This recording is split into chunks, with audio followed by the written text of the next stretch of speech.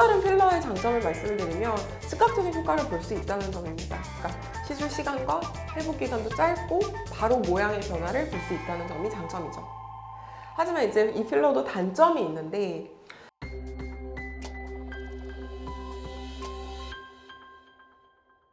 메이드형 구독자 여러분 안녕하세요. 메이드형의 성형외과 전문의 박수연 원장입니다.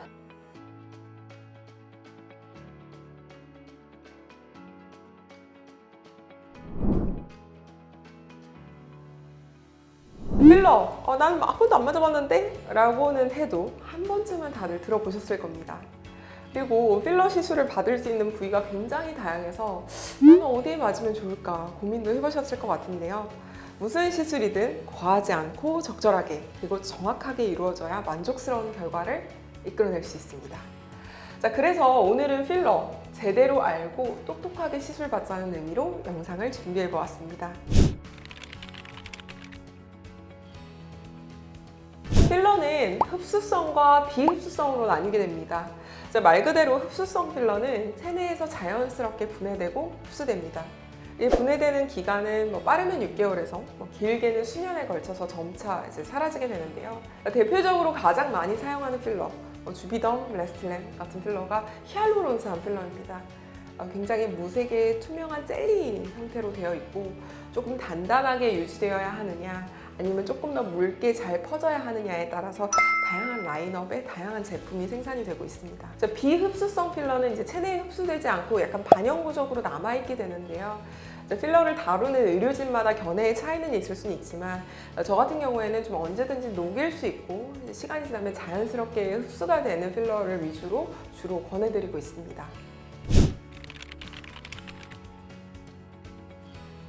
필러와 보톡스의 차이점만 아신다면 어떤 부위의 필러를 사용하게 되는지 사실 바로 이해를 하실 건데요. 필러는 쉽게 말해서 꺼진 부분을 채워주는 역할을 한다고 생각을 하시면 됩니다. 콧볼 옆에 쿡 꺼진 여기 팔자 라인 혹은 관자 이런 데 훅 꺼진데 눈 밑에 퀭하게 꺼진데 이마 훅 꺼진데 앞광대가 납작하거나 옆볼 혹은 귓볼이 너무 없어야 하면 귓볼까지 턱끝, 입술, 애교, 콧대 이런 데는 적절한 높이를 만들어줍니다. 한때 뿌띠 성형이라는 말로 많이 불렸죠. 지금도 불리고 있고요. 보톡스는 상대적으로 약간 툭 붉어져 나온 근육을 조금 축소시켜주는 역할을 하고 쉴 새 없이 움직여서 주름을 만드는 근육을 약화를 시켜서 그로 인한 주름 개선에 도움을 주는 차이가 있습니다. 필러의 가장 큰 장점이라면 녹일 수 있다는 점입니다. 물론 이제 히알루론산 필러를 베이스로 말씀드리는 거예요. 그래서 시술 후에 난 너무 마음에 안 들어 라고 한다면 이제 녹이 없을 수 있다는 점이 이제 필러 시술에 대한 접근성을 높여주고 있다고 볼 수가 있고요.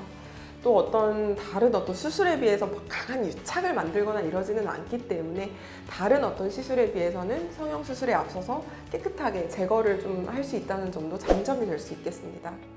내가 수술을 받고 싶어하는 부분에 필러가 있다면 그 필러를 녹이고 나서 수술을 받으시면 훨씬 더 정확하고 세밀하게 결과를 예측할 수가 있는 거죠. 또 다른 필러의 장점을 말씀을 드리면 즉각적인 효과를 볼 수 있다는 점입니다. 그러니까 시술 시간과 회복 기간도 짧고 바로 모양의 변화를 볼 수 있다는 점이 장점이죠. 하지만 이제 이 필러도 단점이 있는데 아무래도 이게 이제 히알루론산 필러의 태생적인 물성 때문인 건데요. 약간 침수성의 성격을 가지고 있기 때문에 과도한 양의 필러가 막 20cc 이런 게 때려서 들어갈 경우에는 지방 성분이 어느 정도 있는 체내에 결착을 하지 못하고 필러 자기들끼리 뭉쳐서 응집력이 있어 뭉쳐가지고 약간 이렇게 몽글몽글하게 만져지는 현상이 발생할 수 있습니다. 또 근육의 움직임이 너무 많아서 필러가 조직에 단단하게 붙어 있으려니 힘이 너무 약한 부분은 오히려 필러가 약간의 이동을 하거나 좀 퍼질 수도 있기는 하겠죠. 그래서 이러한 필러의 성질을 극복을 하고 내 단점을 보완하는 데 사용을 하려면 환자 개개인에 맞는 디자인이랑 적절한 주입량이 정말 중요합니다. 그리고 필러 자기들끼리 뭉치는 부분 없이 세밀하게 주입하는 기술이 필요한데요. 이 기술 역시 말로만 되는 게 아니라 많은 경험을 통한 숙련도에서 나오는 거죠.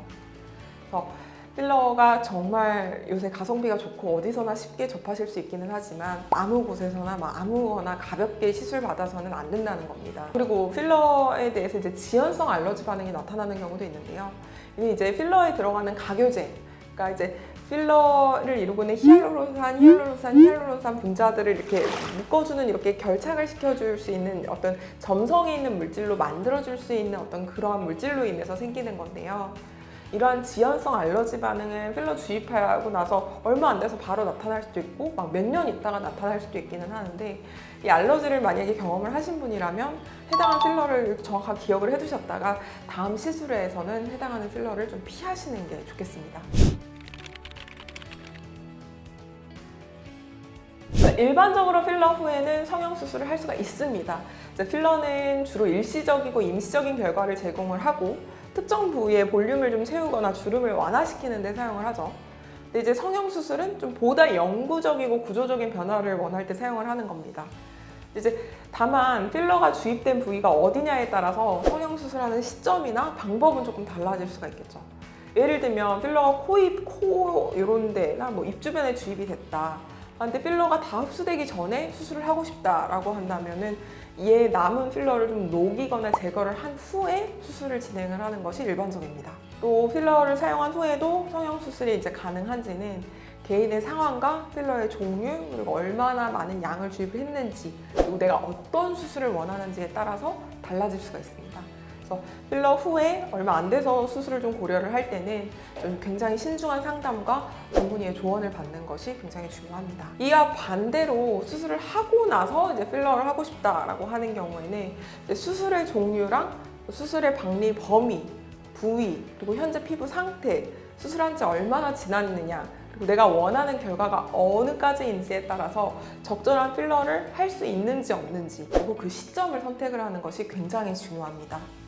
또 필러 사용하고 나서 수술 후에 이제 어떤 복원 기간을 충분히 고려를 해서 피부가 회복될 수 있는 시점에 필러를 사용을 하는 것이 굉장히 중요합니다.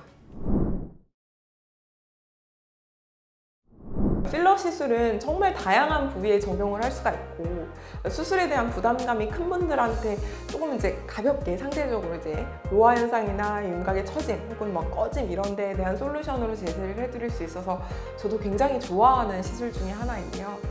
필러를 경험을 해보신다면 상대적으로 어떤 큰 수술에 비해서 비용적인 측면이나 회복 기간, 어떤 부작용에 대한 부담이 상대적으로 적기 때문에 일정한 주기로 좀 시술을 받고자 하시는 분들이 상당히 많습니다.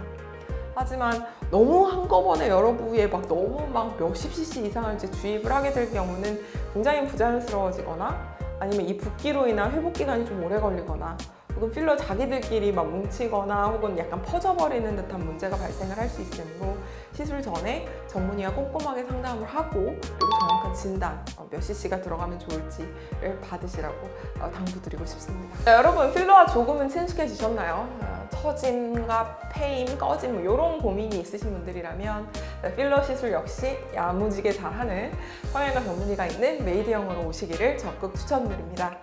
지금까지 메이드형 성형외과의 성형외과 전문의 박수연 원장이었습니다. 감사합니다.